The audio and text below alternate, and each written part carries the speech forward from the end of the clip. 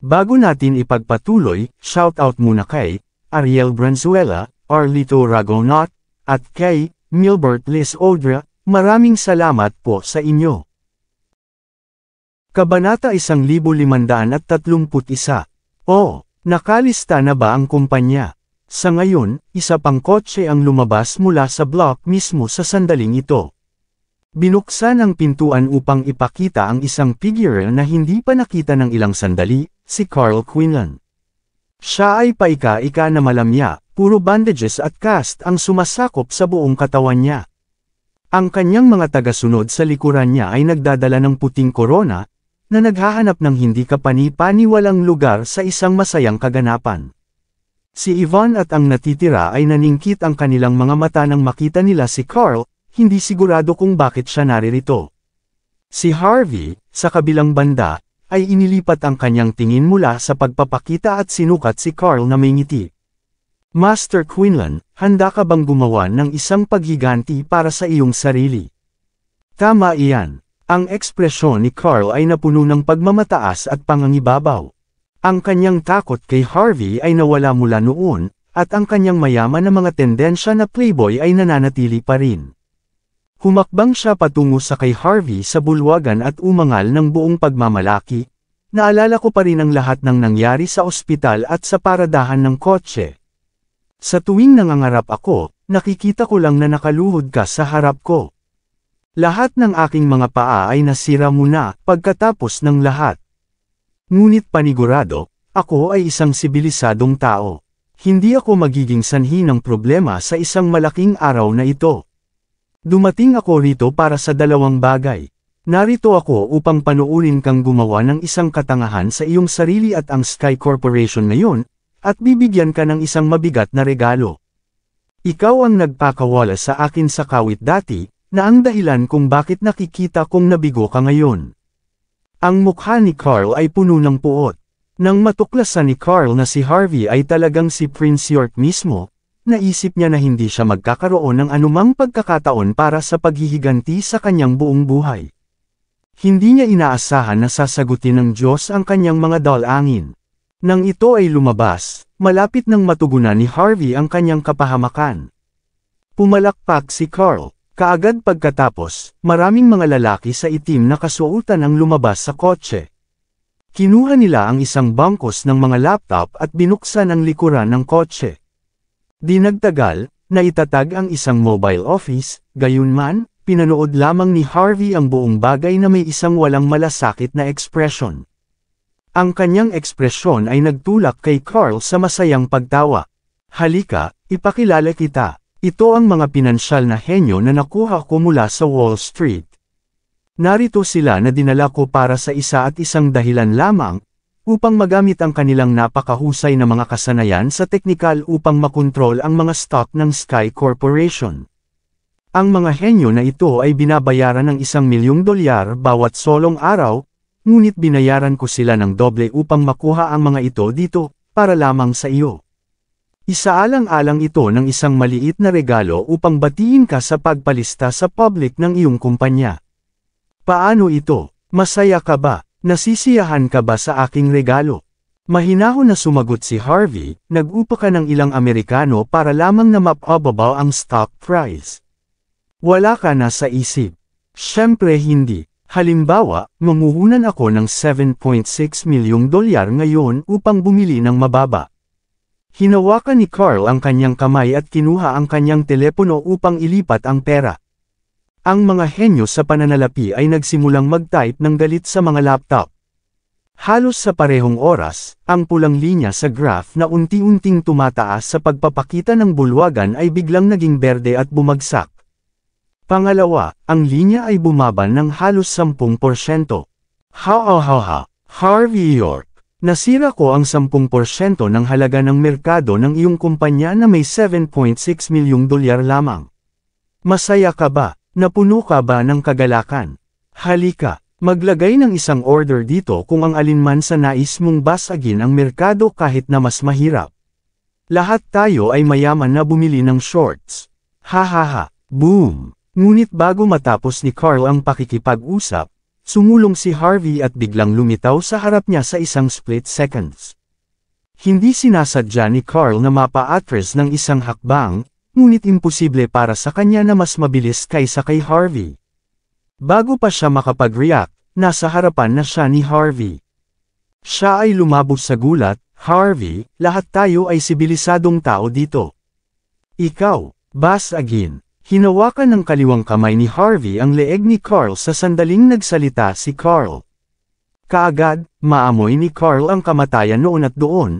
Alam na alam ni Carl na kung ganoon ang ginawa ni Harvey na pisilin ang kanyang kamay kahit na kaunti, patay na si Carl. Ayaw ni Carl na mabuwal ng isang tao na napakalapit sa pagkawasak. Umikot ang kanyang mga mata, ngunit pinilit pa rin niya ang isang ngiti at sinabi, "Ano? Papatayin mo ba ako, Prince York?" Malamig na tumawa si Carl. "Gawin ito, kung gayon. Sigurado ako na papatayin mo ako ng isang pisil lamang ng iyong kamay. Ngunit kapag namatay ako, ang pamilyang Quinlan mula sa Georgia ay hindi ka pababayaan sa kawit. Kung hindi mo natapos ang aking buhay ngayon, sasamantalahin ko ang mga tao sa paligid mo maaga o huli. Narinig ko na ang iyong asawa at ang iyong hipag ay magagandang kababaihan.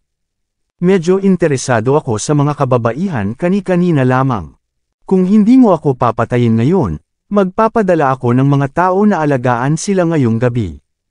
Kumakain ako ng 100 asul na tabletes at gawin ang kanilang buhay na isang impyerno." Ha. Nagpumilit si Carl sa panggugulo kay Harvey. "Gawin mo ito, marumi ka. Patayin mo ako. Hindi ka ba matapang? Patayin mo ako sa harap ng buong karamihan kung mayroon kang mga guts na gawin ito." Sa unang araw nang napalista ang Sky Corporation, agad na pinatay ng CEO ang isang tao dito. Ano sa palagay mo ang pamagat ng balita na ito? Kapag nangyari iyon, natatakot ako na matapos ka kahit wala si Master Flynn at tulong ng iba. Si Carl ay sobrang arrogant, na nagtuturo ng isang mapagmataas na daliri sa kay Harvey. Mahigpit ang kaliwang kamay ni Harvey. CEO York. Humakbang si Yvonne sa sandaling napansin niya ang nakamamatay na hangarin na nagmula sa kay Harvey. Nag-aalala siya, gayunpaman, hindi ito mula sa kay Harvey na potensyal na pagpatay kay Carl. Napakaraming tao na may mga kagamitan sa pagre-record ang naruroon. Kung si Harvey ay nagdulot ng anumang mga pangunahing casualty, magiging kapahamakan para sa Sky Corporation. Ang kanilang halaga sa merkado ay bumaba ng 10%. Kung patuloy silang pupunta, ang halaga ay bababa kahit na mas mahirap. Carl Quinlan, dahil gusto mong maglaro, makikipaglaro ako sa iyo. Sa huli, hindi pinatay ni Harvey si Carl. Sa halip, itinapon niya sa lupa si Carl. Ngunit panigurado, aayusin ko ang puntos sa iyo pagkatapos ngayon. Ang mga mata ni Carl ay kumibot sa nakakatakot na sulyap ni Harvey. Ang kanyang bibig ay naging tuyo bilang isang savanna. Nais niyang mapataob si Harvey ng higit pa, ngunit maaari lamang siyang bumalik sa karamihan ng tao na may bahagyang masamang ekspresyon. Hindi ko inakala na maaaring tiisin ito ni Harvey, kahit na matapos ang lahat ng ito, hindi ko siya nagawang sumabog.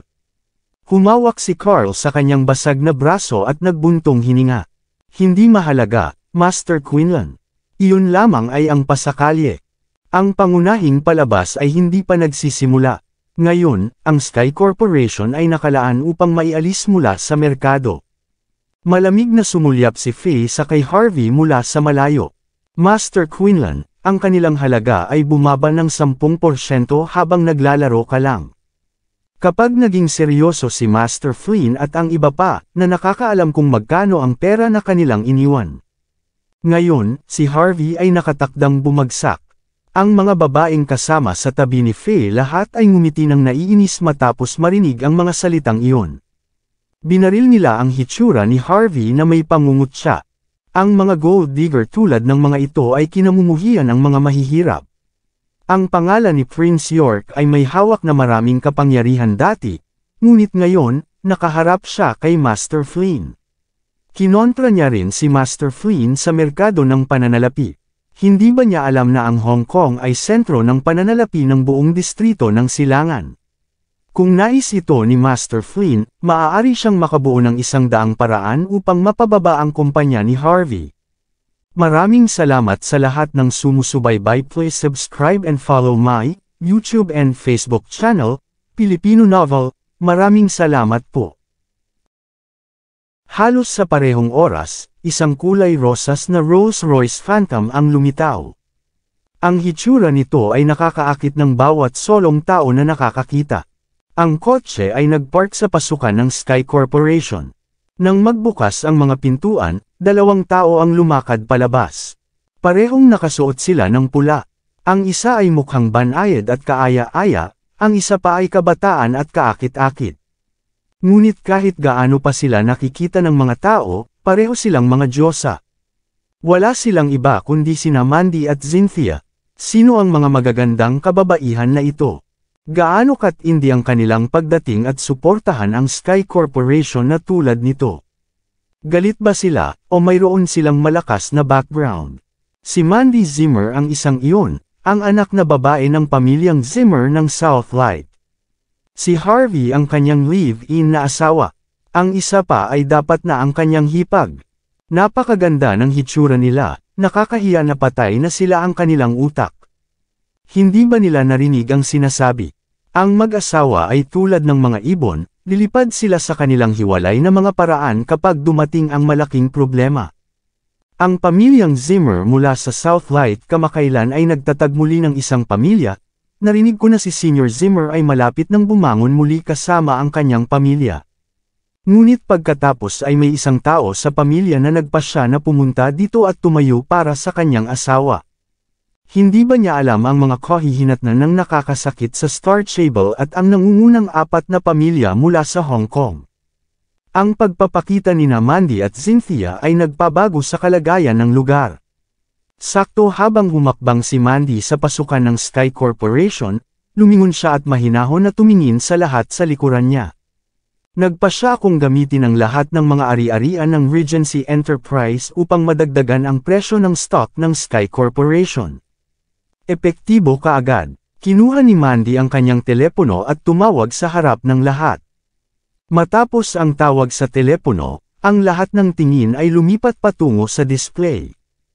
Ang presyo ng stock ng Sky Corporation na pinigilan at pinababa ay biglang may milyon-milyong dolyar na pondo ng pag-agos. Ang isang patag na linya kaagad ay tumaas at nag-skyrocket sa display. Ang mga stock ng Sky Corporation ay agad na naging pula pagkatapos ng milyon-milyong dolyar na namuhunan. Tumaas sila ng 5%.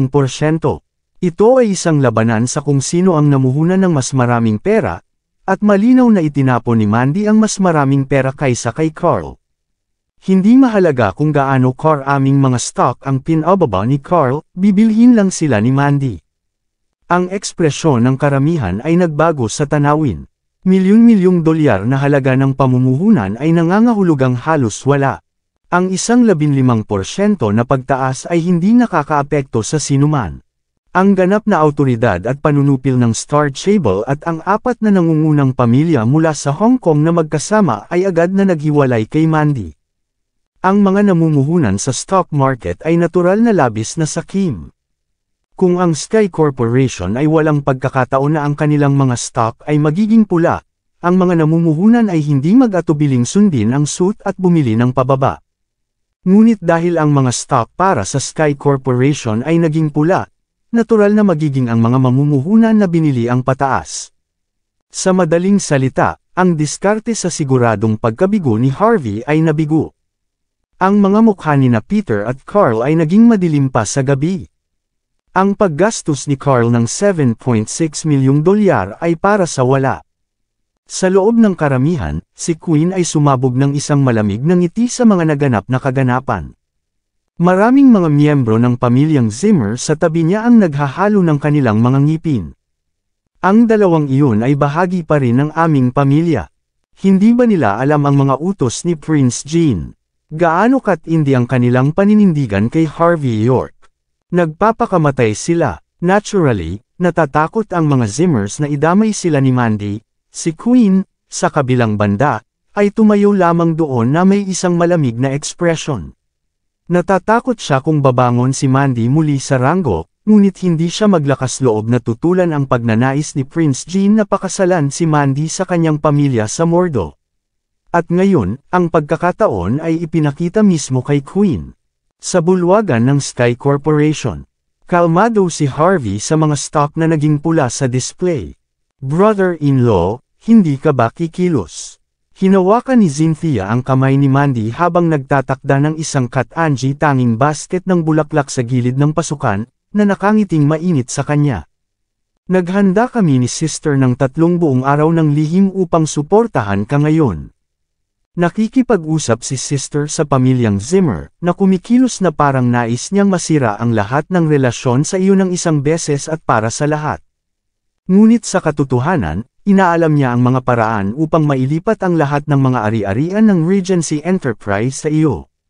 Ginawa namin ang lahat para lamang tumayo para sa iyo ngayon. Kung ang Regency Enterprise ay mabangkarote bigla, pagkatapos ay ikaw ay may pananagutan sa pag-aalaga sa amin, brother-in-law. Lumawak ang ngiti ni Cynthia. Huwag kang mag-alala, sisiguraduhin kong aalagaan kayong dalawa. Ibinalik ni Harvey ang ngiti.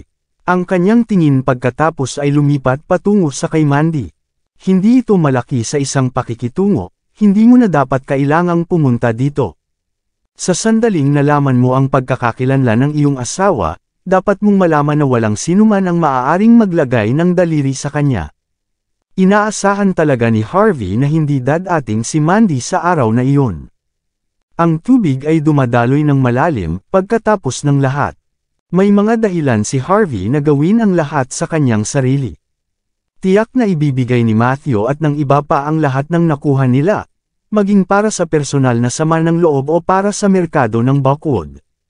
Hindi sa banggitin, ang Star Chable, Dragon Cell, ang mga Longmen, at ang pamilyang Jean ay nasa likod ng lahat ng ito. Anumang mabilis na paggalaw, at maaaring mabawasan sila sa abo. Kahit na ang pagkakakilanlan ni Prince York ay maaaring hindi garantiya ang isang panalo. Ang pag-aasawa sa isang araw ay nagdadala ng 100 araw ng biyaya. Ang pag-aasawa sa 1,000 araw ay nagdudulot ng pag-ibig ng mas malalim kaysa sa sahig ng karagatan. Humabol si Mandy. Kung hindi ako nagpunta rito ngayon, may karapatan ba akong manatili bilang iyong asawa? Sinulyapan ni Mandy si Yvonne, na hindi masyadong malayo sa kanya. Tiningnan ni Yvonne ang isang nalilito na hitsura bilang kapalit. Pagkatapos nito, nagpunta si Mandy upang tumayo sa tabi ni Harvey. Ito ang kanyang asawa, at siya ay napaka-natitirang. Kung hindi siya tumayo si Mandy, magkakaroon ng dagat na puno ng iba na gagawa nito. Inihayag ni Cynthia ang isang kakaibang ekspresyon dito, ngunit tahimik lang siyang humikab at walang sinabi. Hindi malinaw kung nakita ni Mandy ang isip ng kanyang kapatid, ngunit inabot niya ang kanyang kamay upang kuskusin ang ulo ni Cynthia. Sa wakas ay dumating si Lillian at nakatayo kasama ang mga Zimmers, habang natatakpan ng mga mamahaling alahas mula ulo hanggang paa. Ang kanyang layunin sa araw na iyon ay simple, at iyon ay upang makita kung paano magtatapos si Harvey. Mabuti kung si Harvey ay mabangkarote. Kung hindi siya, kailangan niyang mag-isip ng isang plano upang makuha ang kanyang bilyon-bilyong dolyar na halaga ng mga ari-arian sa ilalim ng kanyang pangalan. Nang makita niya sina Mandy at Cynthia na tumayo para kay Harvey, naging itim ang kanyang paningin. Agad siyang nanghina, tapos na. Tapos na kami. Tapos na kami para sa oras na ito. Si Peter at ang natitira ay nakatitig sa dalawang nagmamahalan sa harap nila, na puno ng pag-ibig at paggalang. Dahil dito, nagyayelo ang kanilang mga mukha, ngumuso siya, tila ginamit ni Prince York ang lahat ng kanyang mga mapagkukunan. Upang isipin na isakripisyo niya ang kanyang asawa at hipag para sa isang maliit na reputasyon.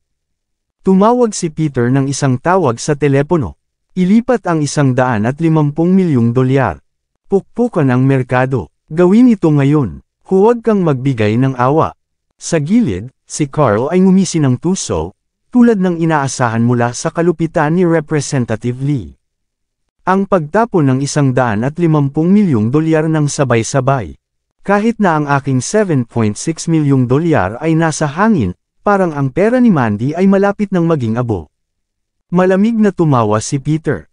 Naghanda ako ng higit sa $1 bilyong na halaga ng mga backup na assets. Kung may isang taong maglakas loob na iligtas ang sitwasyon, martilyo ko na lang ulit ang merkado. Hindi ko papayagan ang maawa sa malaking palabas ngayon.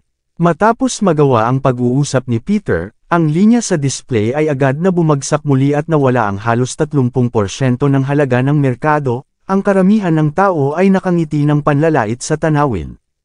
Kabanata 1535. Tulad ng ipinakita sa display ang pagbaba ng halaga ng merkado.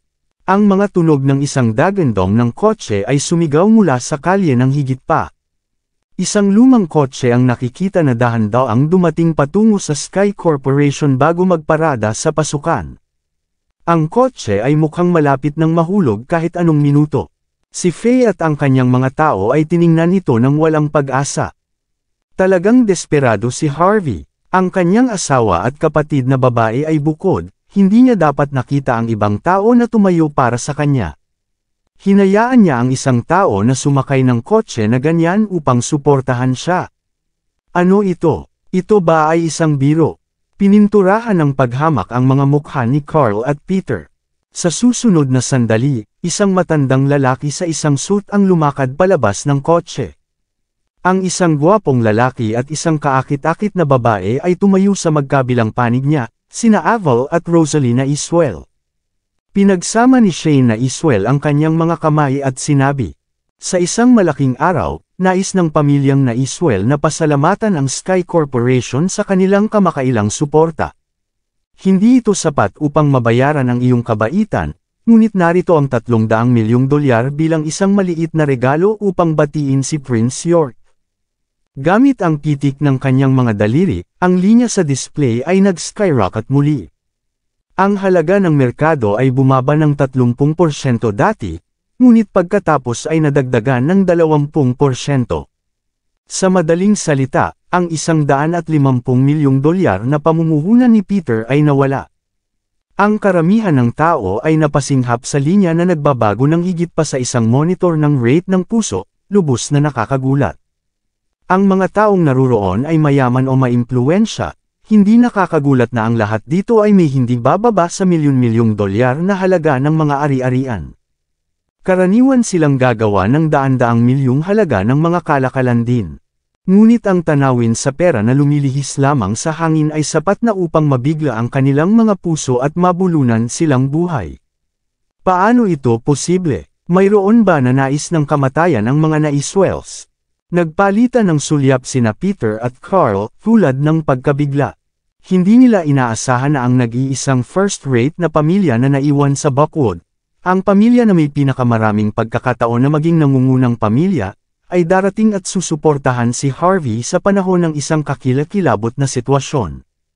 Inilipat pa ni Shane ang $300 milyong na halaga ng mga ari-arian, higit pa kaysa sa mga stock ni Harvey. Hindi lamang sila nakikipag-usap sa mga assets at merkado. Sa katunayan, ipinakita ng kanilang mga aksyon ang kanilang paninindigan laban sa Star Cable at sa 4 na nangungunang pamilya mula sa Hong Kong. Ang iba ay namamanhid sa pagkabigla. Walang sino man ang inaasahan na ang mga na-Iswells ay darating at tulungan si Harvey kapag siya ay nasa bingit na ng pagkalugi. Dinala pa ni Shane ang kanyang 2 pinakamahalagang tagumpay. Sa ilalim ng mga tingin ng lahat ng hindi makapaniwala, ang pamilya ng 3 ay lumakad sa bulwagan. Prince York, ang pamilyang na-Iswell ay hindi makapagbibigay sa iyo ng anumang espesyal para sa pagpapalista ng kumpanya ngayon. Isaalang-alang ang $300 milyong na isang maliit na tanda ng aming pagpapahalaga. Sa palagay ko ay gumagawa kami na isa sa mga shareholders ng Sky Corporation ngayon. Tayo talaga ang pamilya. Lumapit si Shane kay Harvey at nakipagkamay sila. Sinulyapan ni Rosalie sina Mandy at Yvonne ng malubha sa mga mata, at pagkatapos ay malamig na tumayo sa tabi ng hindi nagsasabi ng isang salita. Naglakad si Aval patungo kay Harvey at nagbigay ng malalim na bow. Prince York, binago ko ang kita na kinuha natin mula sa mga antiques ng Flynn, ngunit hindi kami nagmamadali upang e-play. Makikita natin kung paano nila pinapalo ang merkado at sumunod sa agos. Lahat ng pera mula sa Flynn's Antiques pa rin, wala akong pakialam kung gaano ko ito itinapon. Si Avel ay nagsalita ng walang kabuluhan, at ngumisi.